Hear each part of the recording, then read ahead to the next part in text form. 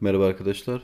Bugün sizlerle bir arkadaşın isteği üzerine sabit eşit aralıklarla nasıl nokta üretiliriz onu göreceğiz. Kendisi yorumlarda örneğin 1000 metrekare alana sabit aralıklarla nasıl nokta veririz bunu sormuştu. Direkt o örnek üzerinden devam edelim. Şimdi şöyle bir 50'ye 20 bir yer çizelim. 1000 metrekare olacak şekilde. 3-3 istemişti. 3-3 yapalım. Şöyle tamamladık. Buradan da devam ediyorum. Evet. Alanımızı oluşturduk, yani karelajı oluşturduk. Bundan sonra yapmamız gereken e, benim bildiğim ya da benim kullandığım yöntemi göstereyim. Feature line'a çeviriyorum hepsini.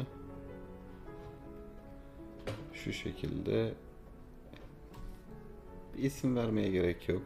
Evet, şu an hepsi feature line. Kodlarla ilgili herhangi bir şey sormamıştı zaten. Sabit kodlar verebiliriz buraya. Şimdi feature line'a çevirdikten sonra point creation tools diyorum. Burada e, manuel, otomatik var. Otomatiğe alacağım yine tekrardan.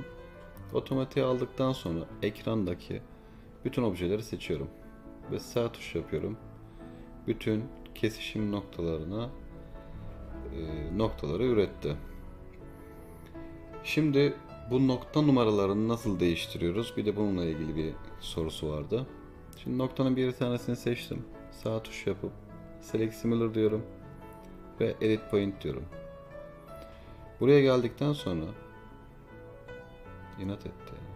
Evet, buraya geldikten sonra bunun hepsini seçiyoruz. Sağ tuş ve Renumber dedikten sonra buraya bulunduğu numaradan kaç çıkartmak istiyorum. Örneğin ben buraya şimdi 1000 eklediğim zaman artı 1000. Bu numaraların hepsinin üzerine 1000 yazacaktır. Yani 1001, 1002, 1003, 1004 diye girecektir. Deneyelim. 1000 yazdım. Ve buradaki numaraların hepsi 1000 olarak güncellendi. Bu ekrana gelmeyecektir. Ekranda şu an bu yazmıyor. Bunu ekrana yazdırabilmek için de ekran yenileyelim. Regen yazdım ve Enter'a bastığım anda bu nokta numaralarını tekrardan güncelleyecektir. Zaten bunu da biliyorsunuz. Tekrardan hatırlatmak için import, export point diyorum. Tamam dedim. Şu an binli olduğu için işte çalışma diyelim. Binli rakamlar alacaktır. Onu da kontrolünü yapalım şuradan. Çalışma dedik ve binli rakamlı noktalarımız geldi.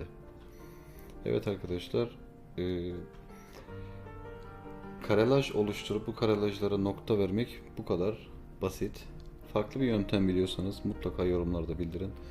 Beni izlediğiniz için teşekkür ederim. Kendinize iyi bakın. Hoşça kalın.